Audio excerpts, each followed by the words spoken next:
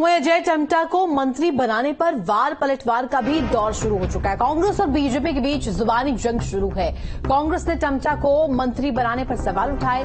अजय टम्टा के अलावा और भी चेहरे थे, कांग्रेस की तरफ से कहा गया है। बीजेपी ने कांग्रेस पर इसको लेकर के भी कटाक्ष किया। विपक्ष का काम केवल सवाल उठाना है, बीजेपी कहती हुई नजर आई है। अजय टम्टा के मंत्री बनने से प्रदेश को फायदा होगा, बीजेपी ने कहा है, और महज विपक्ष जो है इसको लेकर के सवाल उठा रहा है और काम विपक्ष का केवल सवाल उठाना है। अजय टम्टा के अलावा और भी चेहरे थे, ये कांग्रेस की तरफ से कहा गया था, जिसके पलटवार में यहां पर बीजेपी ने कांग्रेस पर कटाक्ष किया है। बीजेपी ने इसी तरीके का व्यवहार किया है और मैं तो कह रहा था कि महिलाओं ने अधिक वोट दिया था तो रानी को बना देते। अजय भट्ट जी हमारे फौज को देख रहे थे और क्योंकि यहाँ दो इतनी बड़ी यूनिट्स हैं, कुमाऊं रेजिमेंट और गढ़वाल रेजिमेंट का घर है ये उत्तराखंड, तो उसके बावजूद भी अजय भट्ट को हटा दिया।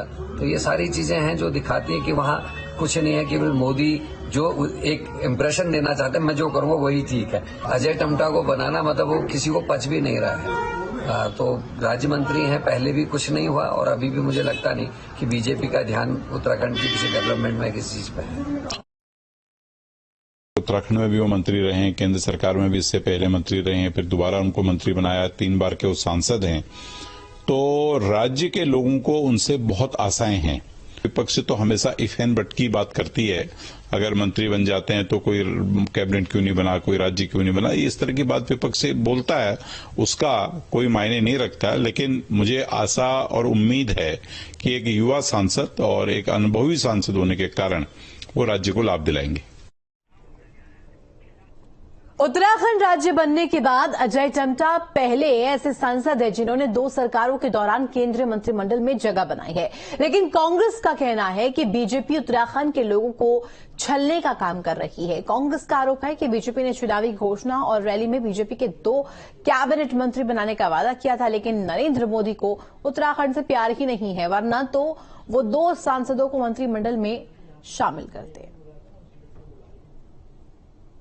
इनके नेता यहाँ पर आए, इन्होंने कहा कि आप पौड़ी की सीट जिताइए, अनिल बलूनी को हम मंत्री बनाएंगे, हम अजय टम्टा को बनाएंगे, अजय भट्ट को बनाएंगे। इन्होंने सब जिस लोकसभा में गए तो उस नेता के लिए बोला कि हम मंत्री बनाएंगे।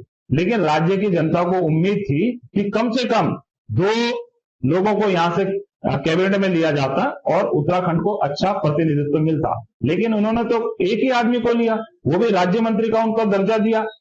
प्रधानमंत्री जी अपने चुनाव में जब जीतने के लिए दरकार होती है तो बाबा केदारनाथ के दर्शन करने को आते हैं, यहाँ पे उपासना करने को आते हैं, लेकिन राज्य की जनता के साथ इन्होंने विश्वासघात किया है।